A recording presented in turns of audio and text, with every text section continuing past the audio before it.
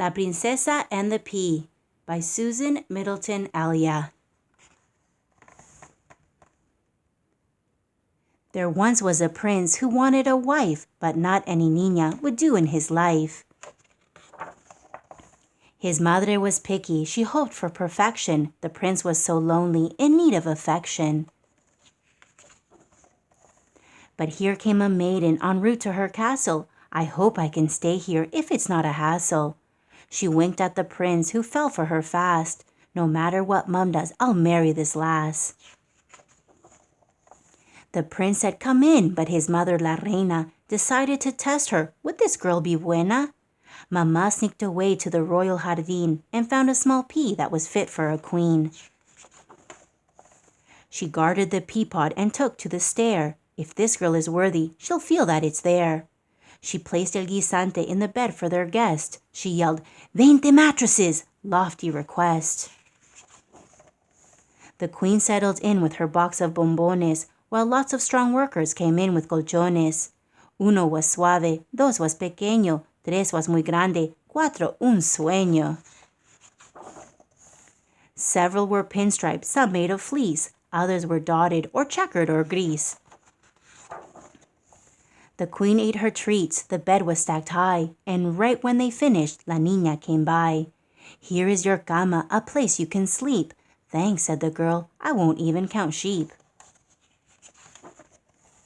Meanwhile, El Príncipe practiced I do's. He knew that this maiden was one he should choose.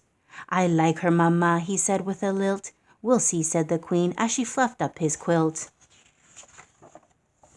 The girl stretched her brazos and yawned with her boca, but the bed felt so lumpy like there was a roca.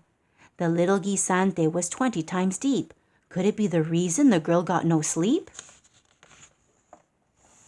She trudged down to breakfast, her ojos so droopy. And how was your slumber? La Reina was snoopy. Great, said the girl, if you like hard and lumpy. Oh, pobrecita, the prince said, you're grumpy. Their guest brightened up as she noticed the lad. Really, she murmured, it wasn't that bad. Ay, thought La Reina, how she detect it? Is she a real princess? I think I suspect it. She signaled her son that the girl passed the test. Drat, she had managed to stave off the rest. The prince soon proposed with a golden anillo. They married that week in the royal castillo. The queen kept her promise and threw a big boda. The bride wore her wedding gown, stylish de moda. Acepto, acepto, they both said, I do. And still to this day the queen has no clue. The prince had put pitchforks and stones in la cama to help his true love pass the test of Queen Mama. The prince and his bride had hijos galore, one for each mattress, and then had no more. A note from the illustrator. The textiles in this book were inspired by the weaving and embroidery of indigenous people of Peru. The villagers of Huiloc in the mountains of the province of Cusco weave alpaca wool into clothing and blankets similar to those seen in El Príncipe and La Reina and in their home. La Princesa's embroidered clothing was inspired by the people of the Colca Canyon in the province of Arequipa.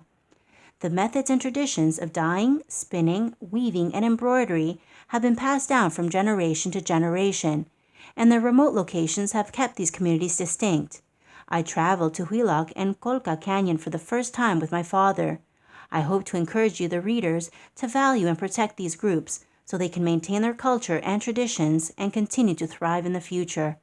Juana Martinez Neal. The end.